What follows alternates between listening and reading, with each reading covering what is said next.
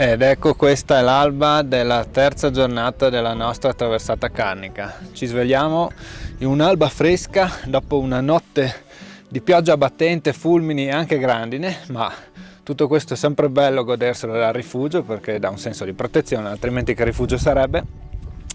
E oggi ci aspetta la terza tappa, siamo sempre in cresta, di fatto saliremo sulla cima più alta di tutta la traversata carnica, quella lassù. Cima Vanscuro 2670, ci impegnerà nella prima parte di salita, poi sarà sempre il solito sali scendi per creste molto panoramiche, per dire il solito, non è che ci lamentiamo, vero Davis? Wow. Ecco. Quindi per adesso lasciamo la conca del lago, bellissima, e saliremo a Sella Frugnoni per guadagnare la displuviale.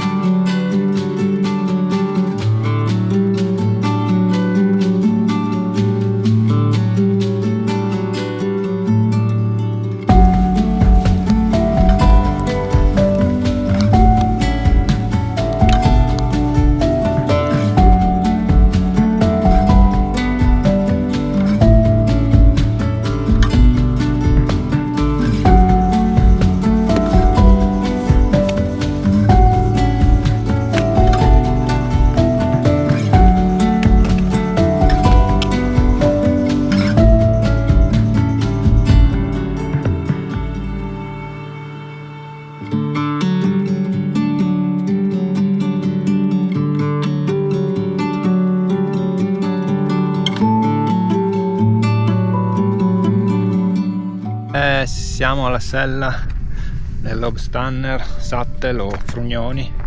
È incredibile come in questa prima parte della traversata carnica ci sia una serie di contrasti nei cromatismi delle rocce che cambiano ad ogni angolo del sentiero. Siamo arrivati dal Monte Elmo trovando rocce veramente che sembravano addirittura granitiche, scisti chiari, scuri. Ci affacciamo comunque ancora costantemente sulle Dolomiti, vedete che bel colpo d'occhio oggi che la giornata è tersa per la pioggia della notte, e adesso si vedono già anche alcune rocce rosse che derivano dall'attività vulcanica del Col Quaternà, che è una punta isolata qua dietro che è di origine vulcanica, l'unica in questa zona, quindi una miriade di colori.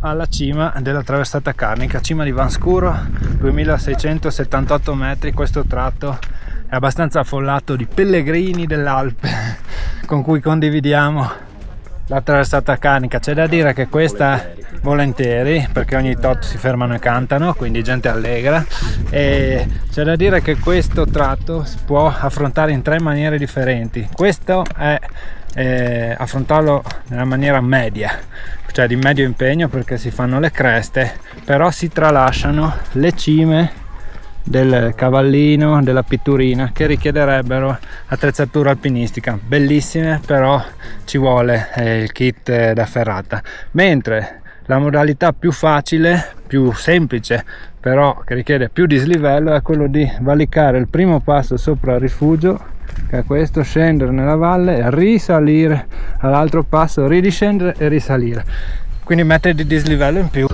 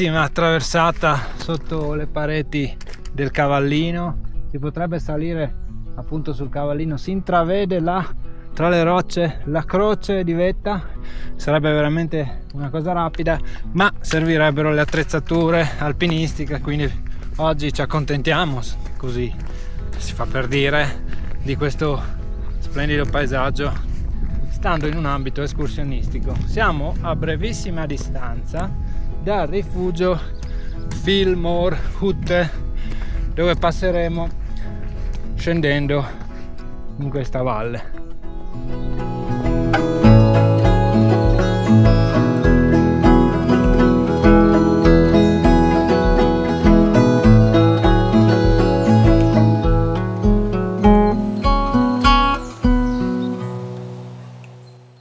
Di passaggio alla Fillmore Hutte, che è un piccolo rifugio, ci si può anche fermare a dormire volendo, c'è anche chi dorme in pieno giorno sotto la panchina, ma guardate il frigorifero che hanno qua in alta quota, fornitissimo, devo dire, è succulento. Davis ha uno strano ghigno sulla faccia. Presentazioni ufficiali. Chi sono questi due che vi accompagnano a livello multimediale o virtuale comunque in questa avventura della traversata carnica? Mi presento, sono Omar Gubeila, sono un accompagnatore in media montagna del Collegio delle Guide Alpine del Friuli Venezia Giulia.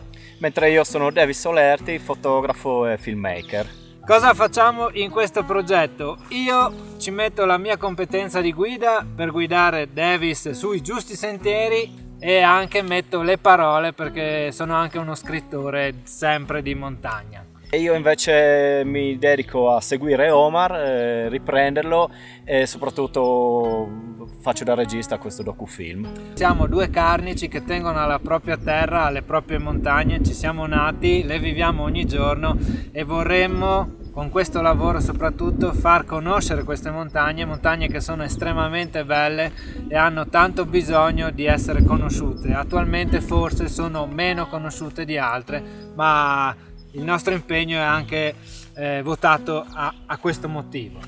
A farle conoscere, soprattutto a fare vivere le emozioni che noi proviamo ogni volta che le affrontiamo.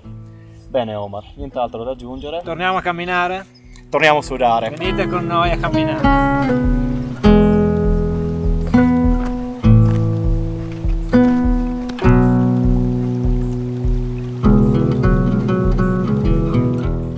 Montagna e il tempo cambia, il meteo cambia spesso e infatti sta arrivando un bel temporalino, comincia a piovere, ma fa parte del gioco. L'importante è essere adeguatamente equipaggiati e non trovarsi durante i temporali estivi in posti dove non è il caso di trovarsi durante i temporali estivi, quindi creste e cose affini tipo essere lassù adesso non sarebbe tanto consigliabile. Abbiamo fatta, siamo sfuggiti dalla tempesta tropicale, non ci siamo lavati neanche tanto e siamo arrivati al posto tappa di oggi, il Porze Hutte. Siamo a breve distanza sempre dal confine. Abbiamo fatto oggi circa 12 km abbondanti e circa 700 metri di dislivello, una tappa media piacevole, bellissimi scenari, tanti laghetti, tanti animaletti, tanti alberi, tanti prati, insomma un po' di tutto, tanta montagna, ecco.